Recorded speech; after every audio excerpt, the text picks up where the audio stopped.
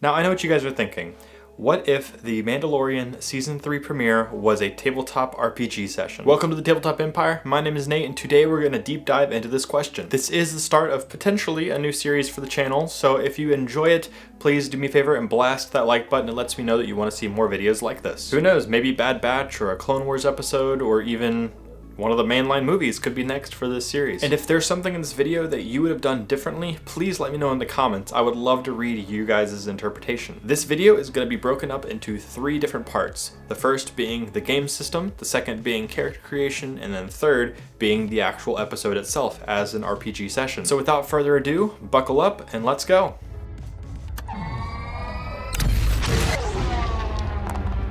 So Mandalorian is Star Wars. We're going to choose a Star Wars system, and this is a Star Wars RPG channel, so we're going to go with Fantasy Flight Games / Edge Studios Star Wars RPG. When choosing which core rulebook to go out of, I think Edge of the Empire is the pretty clear-cut winner. Due to the nature of this show only having one real protagonist, this is going to be a campaign between a GM and a single PC. And this setup can actually be a lot of fun. My wife and I do it all the time. And before you go to the comments, what about Grogu? Yes, I've taken Grogu into account. I think he serves better as more of a NPC companion than an actual playable character. And then other recurring characters that we've seen throughout the series, such as Cara Dune or Karga Greef, those are more like recurring NPCs because they're not really there every episode. And now we are starting at Season 3, Episode 1, so with 2 previous campaigns, Din Djarin has built up a lot of experience points. With 16 previous episodes and a couple of Book of Boba Fett ones too, let's assume he has 200 bonus starting XP. So I'm going to build his base character and then spend that extra XP, and then we will hop right into the story. So let's start with obligation, and for Mando I think it would be duty bound because he has a deep sense of duty and a ritualistic bind to the Children of the Watch. He would also have a bonus obligation of responsibility when it comes to Grogu. Since there's only one player, the base obligation is 20, but these obligations are the main drivers of the story, so let's double it for 10 extra XP and 2,500 extra credits. Species is human, so we'll have 2 across the board to start and 110 starting XP, and his species bonus and thresholds will come into play later. The career's obviously going to be bounty hunter, and after diving into the 6 specializations in both the core rulebook and the bounty hunter sourcebook, I think he falls best under martial artist, being an expert in non-lethal takedowns, since we've only seen him bring in bounties back alive, as far as I can remember at least. Bounty hunters in this specialization are still able to kill when necessary though. So let's mark his career skills and gain his starting ranks in them. Career skills are Athletics, Brawl, Perception, both pilotings, Ranged Heavy, Streetwise, and Vigilance. So we're going to take a free rank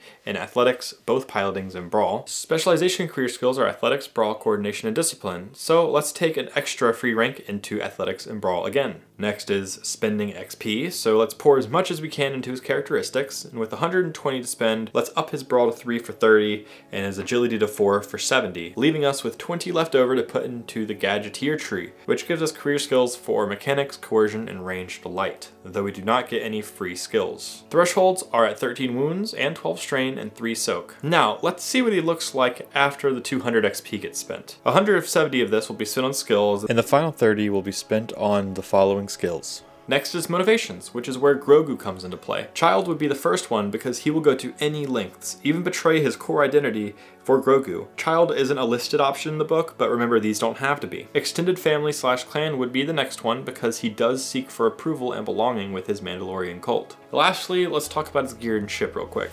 We're actually going to be skipping buying gear since we're on Campaign 3 / Season 3, but over that time he has acquired his Beskar armor, a disruptor rifle, a lightsaber, and other assorted gear. The ship would have been the Razor Crest had this been Season 1, but now it's the Naboo Starfighter he got in the Book of Boba Fett show. And now with our character finished, we can begin the story. One thing to keep in mind is that due to time, I may brush over some details while giving a more detailed account for other parts.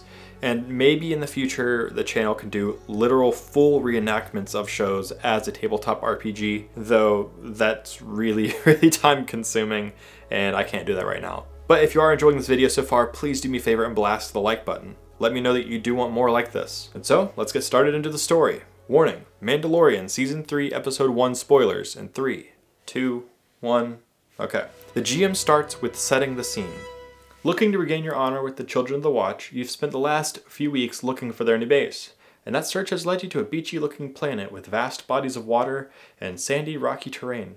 You race your ship only a few dozen meters above the ocean's surface, and as you pull around a large dune of sandstone, You see a massive alligator-looking creature protruding from the water, half on the beach fighting a group in Mandalorian armor. I want to blast the monster with my ship's laser cannons. Roll an average gunnery check with 3 setback for its armor. This results in 3 success and 2 advantage. This deals 9 damage. Okay, I'm going to use my 2 advantage to activate the linked property on my ship's weapons. The linked property allows him to fire again for the same damage, so he'll total 18 damage before the monster's soak, and then Den spends his maneuver to fly above the monster. The monster spends his action and maneuver to attack more Mandalorians on the beach. Den turns his ship around and fires his proton torpedo launcher. Another average gunnery check. He spends a destiny token to upgrade his roll, and the results are 2 success and a triumph. The critical hit kills the beast. As you land on your ship, you look for the armorer, who looks back at you, and then immediately she turns around and walks into the cave.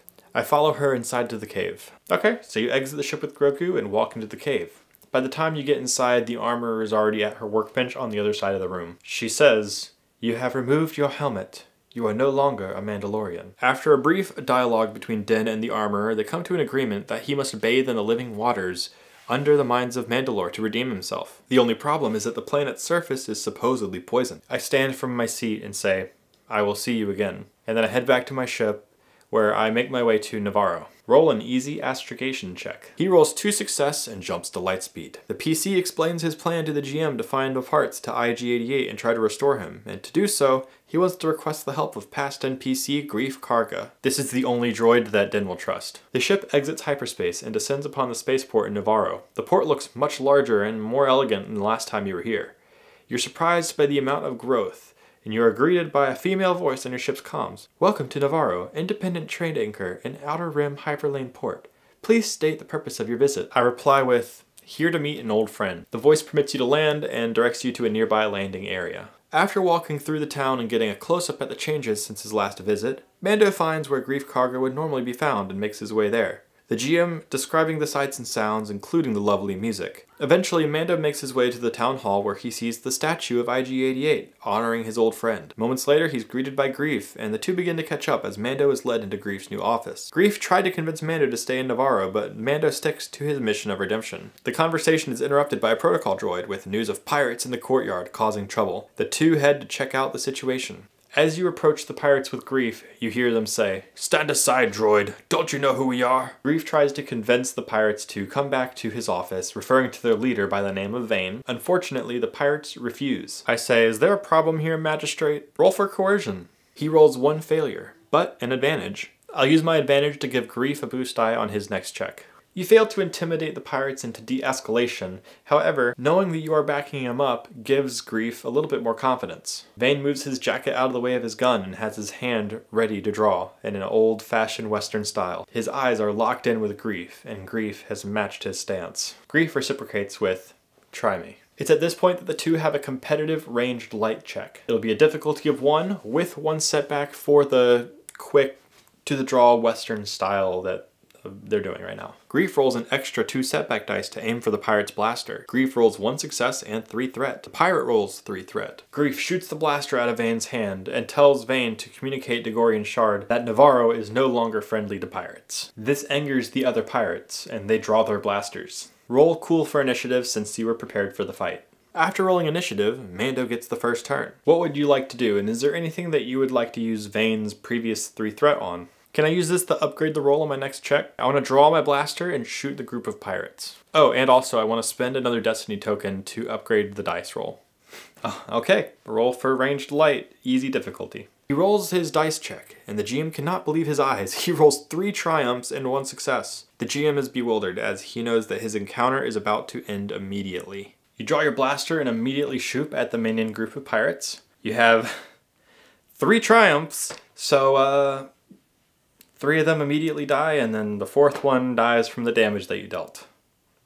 Wow. Vane is the only pirate left, and Grief tells him to leave, and Vane runs. I ask Grief, "Are you sure you want to let him go?" Grief responds with, "He'll let it be known that Navarro is respectable now, and not to be trifled with. I gotta level with you, Mando. I need a marshal." "I can't be your marshal. I have something important to attend to." Grief apologizes and says, "I didn't know you were here on business. What can we provide?" I point to the statue of IG-88 and say, "I need him back." For sake of time, let's skip ahead a little bit. The droid is semi-repaired, but has a broken memory circuit. They take the droid to Anzellan's to see about fixing this memory circuit, to which he finds out it is unsalvageable without a new memory circuit. Mando decides to visit Bo-Katan to learn the location of the living water pools, and as he leaves the atmosphere of Navarro, he is greeted with a not-so-pleasant surprise. As you leave the atmosphere of the planet and come into the asteroid belt, you immediately hear Vane on your ship's comms. "Avast, Mandalorian! You can't just sneak away after cutting down 4 of my brothers in cold blood. We're Pirate King Gorian Shard's men, and you'll answer to him." After a vigilance initiative roll from Mando and using cool for the pirates, Mando goes first and then the pirates. I say Gorian Shard should stick to hijacking and ransoming, and then I speed forward to a speed of 3. Because I'm in asteroids here, I don't want to go too fast and make this way harder than I can handle. Roll space piloting check against 2 reds and a purple. Mando rolls 3 yellow and a green, and the final results are 1 success and 4 advantage. I want to use my advantage to get 2 boost die on my next roll. The pirates chase after you, rolling the same difficulty. The group of 3 rolls 4 failures, and Vane rolls 1 threat. You gain a range band on them, and as you edge out your lead on the previous pirates, 3 more appear in front of you. What do you want to do?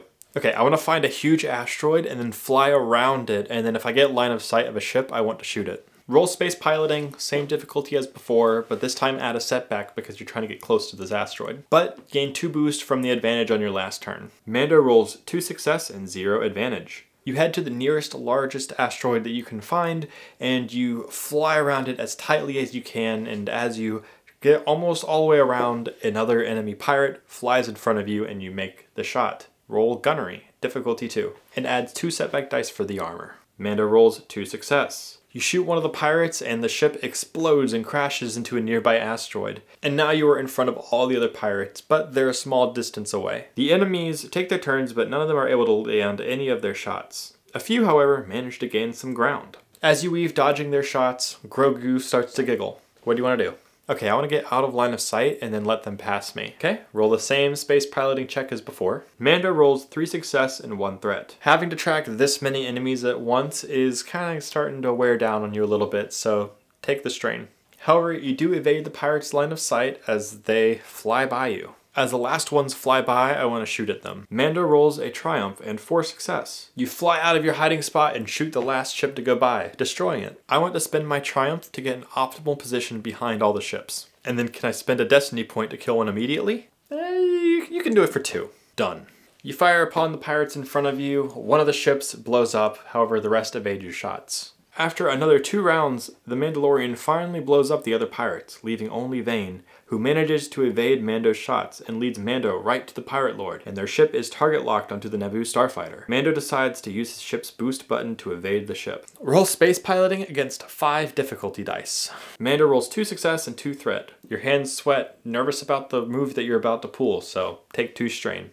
As you press the button on your console, you whiz past the pirate's ship into open space. Mando once again makes an easy astrogation check and jumps to the Mandalore system towards Bo-Katan, and after a tense conversation with her about the rest of her Mandalorian army leaving, he tells her of his quest, and while she is cynical, she gives the location of the living waters. Mando thanks her and leaves, to which she says, "Goodbye, Din Djarin." I hope you enjoyed the video. Let me know what you would have done differently. Sorry this video took so long. The scripting bit of this, as much as I skipped over, took so much work to get done. Again, if you want to see more like this, this took a lot of work, so I need to know that you guys really enjoyed it, so blast that like button. If you want to see more content like this, hit subscribe. I upload new content every single week for Star Wars RPG. Shout out to the Patreon supporters. You all are amazing and continue to blow me away with your generous support. Thank you to everybody for watching. I will see you guys in the next one. I have a really fun one for you guys next week. But until then, and as always, may the Force be with you.